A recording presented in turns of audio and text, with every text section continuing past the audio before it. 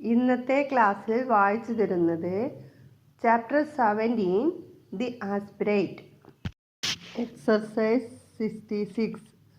Head, hits, huge, hyphen, hurry, ഹറീസ്.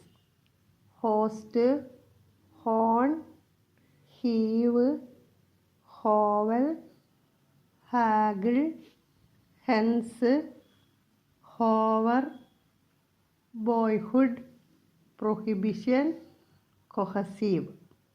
Hack, Hackney, hawk, Hawkins, hawks, cohere, high, higher.